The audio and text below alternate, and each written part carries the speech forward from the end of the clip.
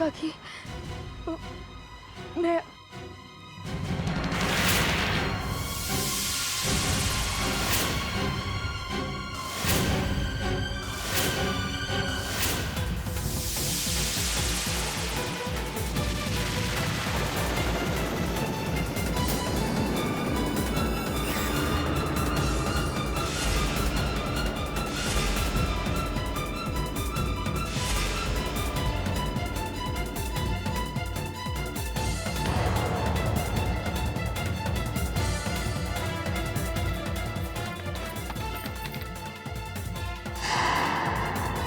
उमा, उमा मेरी बात सुनो। उमा, उमा, उमा मेरी बात सुनो।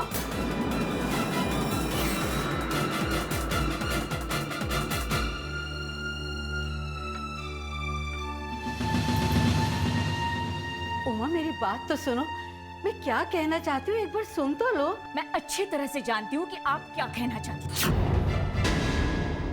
और मैं ये भी बहुत अच्छे से जानती हूँ कि आपके घर में क्या चल रहा है। एक लड़की जो अपने परिवार की खुशियों को ही सब कुछ मानती है, वही परिवार सिर्फ अपने मतलब के लिए, अपनी खुशियों के लिए उस लड़की का शोषण कर रहा है, उसकी खुशियों का गला घोट रहा है, उसी की कमाई हुए पैसों से अपना जीवन चला रहा है, फिर भी उसकी मर्जी को दबा दिया जाता है। वो इसलिए कि अगर वो चली गई तो परिवार का ध्यान कौन रखेगा, कौन कमाएगा, कौन खिलाएगा। राधा अपने सारे सपनों को तोड़कर अपने परिवार के सपने पूरे कर रही है, फिर भी वही परिवार उसे दुख के सिवा कुछ नहीं देता। और सबसे दुख की बात तो यह है कि आप उसकी आजी होने के बावजूद चुपचाप सारा तमाशा देख रही है।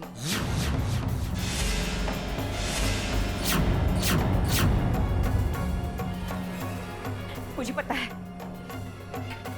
कि आपके घर के मामले में मुझे बोलने का कोई अधिकार नहीं है, पर मुझे राधा की परवाह है और आपको भी उसकी उतनी परवाह है, फिर भी आप चुप हैं।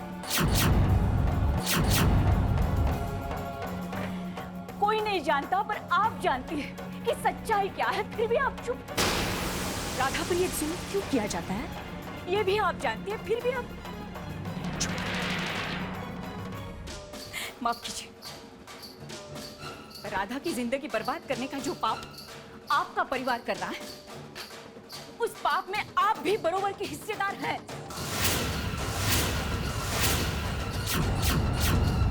अगर आप राधा के लिए कुछ करना चाहते हैं तो भगवान से डरिए और अपने आंखों के सामने होते हुए इस पाप को रोकिए। अभी भी वक्त है, इससे पहले कि राधा की जिंदगी नर्क बन जाए। बचा लीजिए अपनी पोती को, बचा लीजिए पोती को,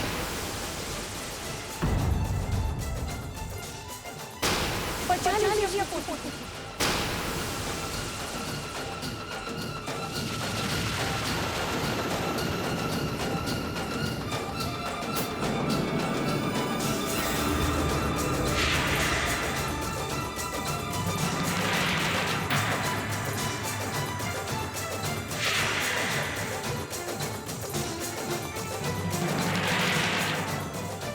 उमा का कहना बिल्कुल सही है, कहीं कोई गलती मुझसे हो गई थी।